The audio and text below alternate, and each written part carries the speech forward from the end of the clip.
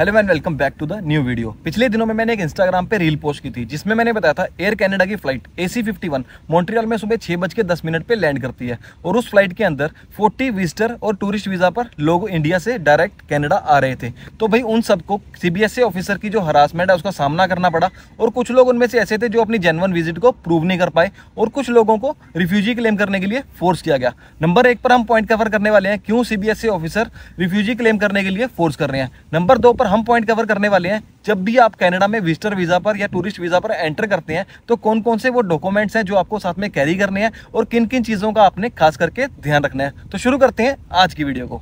Video में आगे बढ़ने से पहले मैं आपको एक चीज क्लियर कर देता हूं कि मैं कोई RCIC या इमिग्रेशन कंसल्टेंट नहीं हूं। जो भी नॉलेज मैं आपको प्रोवाइड करूंगा ये मेरा खुद का एक्सपीरियंस है क्योंकि भाई मैं कनाडा 2 बार ट्रैवल कर चुका हूं और इस बार मैं आया हूं ब्रिटिश कोलंबिया के खूबसूरत शहर वैंकूवर में। तो चैनल की सपोर्ट के लिए आप मेरा यूट्यूब चैनल सब्सक्राइब कर सकते हैं और हाँ, यूट्यूब पे आप लोगों से बहुत देर बाद मुलाकात होती है तो आप मुझसे जुड़ी अपडेट अगर रोज के रोज देखना चाहते हैं तो आप मुझे इंस्टाग्राम पे भी फॉलो कर सकते हैं। तो सबसे पहले इस बात को जानते हैं कि जब भी कोई कनाडा में एज अ विजिटर एंटर करता है तो क्या बॉर्डर ऑफिसर उससे अगर सेटिस्फाई नहीं होते तो उसको रिफ्यूजी क्लेम करने के लिए कहा जाता है? देखो ऐसा कुछ भी नहीं है। क्या कुछ एक लोगों को ऐसा कहा जाता है? ऐसा भी कुछ नहीं है। देखो पूरे के पूरे सिनेरियो को समझते हैं। देखो आपने कनाडा में लैंड किया, आप उसके बाद इमिग्रेशन काउंटर पर जाते हो, वहां पर ना कियोस्क लगे हुए हैं, वहां पे आपको कियोस्क में अपना पासपोर्ट स्कैन करके कुछ एक एंट्री डालनी होती है। ये आपको बताना होता है आप क्या क्या चीजें कैरी कर रहे हो क्या नहीं कर रहे हो, यस और नो में आपको आंसर देना होता है। That's it. वहां से एक स्लिप निकलती है, वो स्लिप को लेकर आपको आगे जाना होता है। इमिग्रेशन ऑफिसर आपका वहां पे वेट कर रहा होता है और आप उनको स्लिप पकड़ाते हो और आप वहां से बाहर निकल जाते हो। तो उसी दौरान ना आपसे वहां पे कुछ सवाल पूछे जाते हैं। इमिग्रेशन ऑफिसर आपको कुछ भी पूछ सकता है। तो भाई अगर आपने उनका आंसर अच्छे से दिया और आपकी बॉडी लैंग्वेज उनको समझ आई, उनको लगा कि आप जेन्युइन विजिटर हो, तो भाई वो आपको सीधा बाहर जाने दे देंगे और आप सीधा पहुंच जाएंगे लगेज काउंटर पे। वहां पे आपको अपने बैग मिलेंगे और आप सीधा एग्जिट करेंगे और आपकी इमिग्रेशन क्लियर। बहुत से लोगों के साथ तो ऐसा होता है, चाहे वो एज अ विजिटर आ रहे हैं, चाहे वो एज अ परमानेंट रेजिडेंस आ रहे हैं, चाहे वो वर्क परमिट पे आ रहे हैं। हाँ, स्टूडेंट को अलग से एक लाइन में भेज दिया जाता है क्योंकि वहां पे उनको स्टडी परमिट इशू होना होता है। तो जानते हैं अगला पॉइंट, अगर उनको थोड़ा सा भी डाउट होगा तो आपकी स्लिप पे रेड मार्क करके या कुछ ना कुछ उनके कोड होते हैं वो डाल के आपको आगे इमिग्रेशन ऑफिसर के पास भेज देंगे जहां पे आपका एक छोटा सा इंटरव्यू भी हो सकता है। इंटरव्यू में आपसे कुछ एक सवाल पूछे जाएंगे जैसे कि what is purpose of your visit, आप बैक होम कंट्री में क्या करते हैं, आप यहाँ पे कैसे सर्वाइव करने वाले हैं, आप कितना फंड कैरी कर रहे हैं, आप कहाँ पे रहने वाले हैं, आप कहाँ कहाँ पे घूमने वाले हैं। बहुत से ऐसे बेसिक सवाल हैं जिनको आप पहले से ही रेडी करके रखना है, जो आपको पता होना चाहिए। देखो आप इतना लंबा सफर करके आ रहे हैं, क्या आपको ये नहीं पता होगा कि आप कहाँ जाने वाले हैं, कहाँ रहने वाले हैं, कौन आपको पिक करने आ रहा है, किनके पास आप रहने वाले हैं। तो बहुत से ऐसे सवाल होते हैं जिनका आप बेसिक सा जवाब दे देते हो और आपकी इमिग्रेशन वैसी ही चुटकियों में क्लियर हो जाती है। तो इमिग्रेशन ऑफिसर किनको फोर्स कर रहे हैं रिफ्यूजी क्लेम करने के लिए? देखो मैं आपको बताता हूँ। देखो आपसे कुछ एक सवाल पूछेंगे, आपने उनका आंसर सही से नहीं दिया तो आप वहां पे उनकी नजरों में आ गए। उसके बाद अगर वो आपसे सेटिस्फाई नहीं होते हैं, आपके आंसर से सेटिस्फाई नहीं होते हैं और आपके इंडिया में बैठे एजेंट ने आपकी फेक स्पॉन्सरशिप लगा दी और उन्होंने आपसे पूछा कि आपको किसने बुलाया है। देखो इंडिया में जो एजेंट बैठे हैं ना वो आपको ये तक नहीं बताते कि आपको किसकी स्पॉन्सरशिप आ रही है, आपके वो कौन रहते हैं, आपकी उनसे कभी बातचीत नहीं हुई। और इमिग्रेशन ऑफिसर ये तक पूछ सकता है कि जो आपको स्पॉन्सर कर रहे हैं क्या आपकी उनसे कभी बात भी हुई है, वो आपकी चैट तक देख सकते हैं। देखो अगर वो सेटिस्फाई नहीं हुए ना, देखो आपको वो 2 ऑप्शन देंगे। पहला पॉइंट कि आप अपनी होम कंट्री में अगली फ्लाइट से वापस निकल जाओ, आपकी वो टिकट कराकर भी दे देंगे, ठीक है। नंबर 2 का पॉइंट आपको दूसरा ऑप्शन देते हैं कि आप हमें कन्विंस कर दो, सेटिस्फाई कर दो, जो क्वेश्चन हम आपसे पूछ रहे हैं आप उनका सही से जवाब दे दो तो हम आपको एंटर करने दे देंगे। तो नंबर 3 का पॉइंट जो है ना वो प्रोटोकॉल के हिसाब से है। देखो CBSA ऑफिसर को ना इसमें कोई भी फायदा नहीं होने वाला। अगर आपको वो एंटर करने देते हैं ना, उनका ये 1% का भी काम नहीं है। बट अगर आपको रिफ्यूजी क्लेम करना है ना तो उनका ये 99% का काम है। मतलब सोचो उनके लिए कितना मुश्किल हो जाएगा कि आपको रिफ्यूजी क्लेम करवाना, आपके देख रेख करना, आपको समझाना, उनके लिए बहुत ज़्यादा मुश्किल हो जाता है।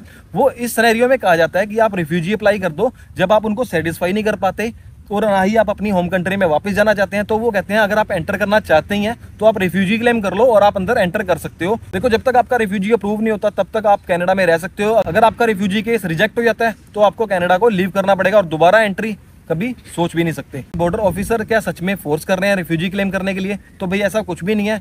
ये उनके लिए बहुत ही ज्यादा बर्डन का काम बन जाता है। तो वो ऐसा कुछ भी फोर्स नहीं करते। जब आप अपनी जीत पे अड़ जाते हैं ना कि आपको कनाडा जाना ही है तो वो वहां पर एक आपको ऑप्शन दे देते हैं, वो भी प्रोटोकॉल के हिसाब से कि आप कनाडा में इस तरह से एंटर कर सकते हैं। तो अब आते हैं वीडियो के दूसरे टॉपिक पे जिसमें मैंने बताया था कि आप as a visitor, as a tourist अगर कनाडा में ट्रैवल कर रहे हैं तो क्या क्या डॉक्यूमेंट आपको कैरी करने चाहिए, क्या क्या आपको प्रिपरेशन करनी चाहिए, पहले से ही आपको तैयार रहना चाहिए। बॉर्डर ऑफिसर को आपको क्या क्या जवाब देने हैं। देखो कोई बनी बनाई बातें नहीं होनी चाहिए, जो आपने एक्चुअल में जाके करना है, जो चीजें आपने सोच रखी हैं कि आपने नाइग्रा फॉल जाना है, आपने CN टावर जाना है, आपने टोरंटो डाउनटाउन जाना है, तो वो चीजें आपके पहले ही टिप्स पे होनी चाहिए। आपको पता होना चाहिए कि आपने कहाँ जाना है, कहाँ रहना है, क्या खाना है, क्या पीना है, तो कुछ एक चीज़ें आपसे पूछ सकते हैं कि आपको कौन लेने आ रहा है, आप कैसे जाने वाले हैं, आप कितना फंड कैरी कर रहे हैं।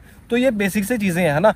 तो सबसे पहला नंबर 1 का पॉइंट, जब भी आप कनाडा एज अ विजिटर या टूरिस्ट जाते हैं तो मेक श्योर रहें कि आप जो अपनी फ्लाइट है वो रिटर्न टिकट बुक करवाएं। देखो एज अ विजिटर मैं 100% रिकमेंड नहीं करता, क्योंकि विजिटर को रिटर्न फ्लाइट की जरूरत नहीं होती, बट फिर भी अगर आप सवाल जवाब से बचना चाहते हैं, अगर आप अपनी शॉर्ट स्टे बता रहे हैं, तो आपके पास रिटर्न टिकट होना बहुत ज़्यादा जरूरी है, क्योंकि कनाडा में विजिटर 6 मंथ तक ही रह सकता है। आप उनको ये नहीं कह सकते कि आप 6 महीने तक यहाँ पे रुकोगे फिर अपनी फ्लाइट टिकट बुक करोगे। जब भी आप अपना फेयर बुक करें तो आप रिटर्न टिकट के साथ बुक करें, और जब भी आप कनाडा में आएँ तो आप वो आपसे पूछेंगे कि आप वापस कब जाने वाले हैं, आपके पास वो डेट होनी चाहिए, आपके पास वो फ्लाइट टिकट भी होनी चाहिए, और इसमें डमी टिकट नहीं चलने वाली है, इसमें आपको 100% ओरिजिनल टिकट चाहिए जिससे आप वापस जा सकते हैं। हाँ, ये कर सकते हैं कि आप कैंसिलेशन वाली टिकट करें या कुछ फ्लेक्सिबल डेट्स वाली टिकट आप कर सकते हैं, कि आपको अगर प्लान थोड़ा सा चेंज होता है तो आप उस टिकट को आगे कैरी फॉरवर्ड भी कर सकते हो। सबसे पहले तो आपने अपनी फ्लाइट टिकट को कैरी कर लेना, जिसमें आपकी राउंड ट्रिप फ्लाइट टिकट रहेगी। नंबर 2, जहां भी आप जाने वाले हैं, जिसके पास रहने वाले हैं, उनका कॉन्टैक्ट नंबर आपके पास होना चाहिए, क्योंकि बॉर्डर ऑफिसर उनसे कॉन्टैक्ट करके पूछ सकता है कि क्या आप किसी विजिटर को एक्सपेक्ट कर रहे हैं, तो वही उनसे क्रॉस क्वेश्चनिंग हो सकती है, वो कुछ सवाल जवाब पूछ सकते हैं। और हाँ, जिसको आप विजिट कर रहे हैं उनसे थोड़ी बहुत ही चैट आप करके रखें, कि इसमें बताते रहें कि मैं इस तारीख को पहुंच जाऊंगा, मैं इस डेट को पहुंच जाऊंगा, मेरा लंच रेडी रखना, मेरा ब्रेकफास्ट रेडी रखना, या मुझे लेने आ जाना। तो ये छोटी मोटी चैट होनी चाहिए आपके पास अगर आप किसी को विजिट कर रहे हैं। बट अगर आप टूरिस्ट वीजा पे आ रहे हैं तो आपके पास होटल बुकिंग होनी चाहिए कि आप कहाँ पे जाके स्टे करने वाले हैं। मैं ये नहीं कहूंगा कि अगर आप यहाँ पे 30 दिन के लिए आ रहे हैं तो 30 दिन की होटल बुकिंग करवाओ, एटलीस्ट आपके पास 1 वीक और 2 वीक की तो होटल बुकिंग होनी चाहिए कि आप जाते ही कहाँ पर रहोगे। नंबर 3 का पॉइंट, आपकी बायोमेट्रिक की वैलिडिटी, आपकी पीपीआर, आपकी वीजा की कॉपी आपके पास होनी चाहिए। जब भी इन चीजों की जरूरत पड़े तो आप उनको उस टाइम डॉक्यूमेंट दिखा सको, तो ये डॉक्यूमेंट भी आपके पास रेडी होने चाहिए। तो जब भी आप इंडिया में कोई करेंसी ले रहे हैं, चाहे वो इंटरनेशनल कार्ड है, चाहे वो लिक्विड मनी है, तो उनका आपके पास प्रूफ होना चाहिए आपके पास से कि आप कितना फंड वहां से एक्सचेंज करवा के यहाँ पे आ रहे हैं, क्योंकि आपको बॉर्डर पे ये सवाल हो सकते हैं कि आप कितना फंड कैरी कर रहे हैं। जब भी आप कनाडा में as a visitor tourist travel करें तो आपके पास ट्रैवल इंश्योरेंस भी अगर हो तो एक वो बोनस पॉइंट है, क्योंकि कनाडा के अंदर भाई मेडिकल एक्सपेंस बहुत ज्यादा है। अगर आपके पास इंश्योरेंस होगी तो आप उन खर्चों से बच भी सकते हैं। तो ये कुछ एक डॉक्यूमेंट्स है जो आपके पास होने चाहिए, थोड़ी सी प्रिपरेशन है जो आपको पता होना चाहिए कहाँ जा रहे हैं, कहाँ घूमने वाले हैं। ये बेसिक सा एक टूर आपका, कहाँ कहाँ पे आप जाने वाले हैं, घूमने वाले हैं, क्या क्या चीजें करने वाले हैं, क्या क्या एक्टिविटीज करने वाले हैं। तो अगर ये चीजें आपको पता होंगी ना तो आप एक जेन्युइन विजिटर कहलाएंगे। मुझे नहीं लगता इसके बाद भी आपको बॉर्डर पे कोई और प्रॉब्लम आए, क्योंकि ये बेसिक सी चीजें हैं और इन चीजों को आपको कवर करके रखना होगा। अब मैं आपको बताता हूँ, जब मैंने कनाडा में ट्रैवल किया ना तो मुझसे क्या क्या सवाल पूछेंगे। देखो सबसे पहले ना, मैं 2023 में कनाडा के टोरंटो शहर में आया था, और वहां पर ना मैं अपना कियोस्क में मैंने अपनी एंट्री डाली और वहां पे मुझसे कोई भी सवाल जवाब नहीं हुआ। मैं अपने कियोस्क से पर्ची लेकर गया और इमिग्रेशन ऑफिसर को मैंने अपनी पर्ची पकड़ाई और उन्होंने मुझे कहा you are good to go, welcome to Canada. तो भाई मैंने अपने लगेज कलेक्ट किए और मैं एग्जिट लेकर बाहर आ गया। बट इस बार 2024 में मैंने फिर से वैंकूवर में लैंड किया और उन्होंने मुझसे वहाँ पे कुछ एक सवाल जवाब पूछे और शायद वो सेटिस्फाई नहीं थे, तो उन्होंने मुझे आगे दूसरे ऑफिसर के पास भेज दिया।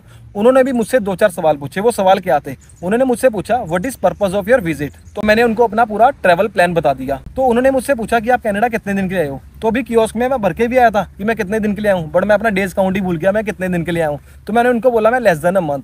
तो उन्होंने मुझसे तीसरा सवाल पूछा कि आप बैक होम कंट्री क्या करते हैं। तो मैंने अपने प्रोफेशन के बारे में बताया।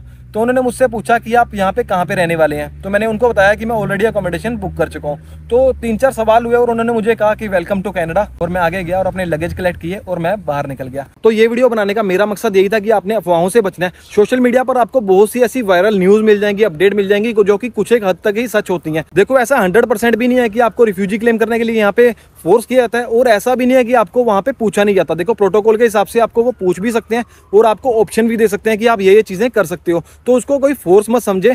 देखो वो आपको एक ऑप्शन देते हैं। अगर आप उनको अपनी विजिट को जेन्युइन प्रूव कर ही नहीं पाए हैं ना, आपके पास उनके सवालों का जवाब ही नहीं था, तो आपको वो रिफ्यूजी के लिए भी बोल सकते हैं। तो यार वीडियो आपको कैसी लगी हो कमेंट सेक्शन में मुझे जरूर बताना। और अगर आपको किसी और टॉपिक पे वीडियो चाहिए, आप कुछ भी अगर जानना चाहते हैं एज अ विजिटर अगर एंटर कर रहे हैं, एज अ टूरिस्ट एंटर कर रहे हैं, तो मैं आपकी हेल्प कर सकता हूँ। मैं आपके सवालों का कमेंट बॉक्स में इंतजार कर रहा हूँ। अगर आपको रिप्लाई ना मिला तो आप मुझे इंस्टाग्राम पे डीएम भी कर सकते हैं, और मैं अपनी पूरी कोशिश करूंगा कि मैं आपको कमेंट बॉक्स में ही रिप्लाई कर दूं। और हाँ, जहां पर वीडियो बनाने की जरूरत होगी मैं वीडियो भी बना दूंगा। मिलते हैं आपको किसी और वीडियो में, तब तक के लिए बाय बाय, टेक केयर।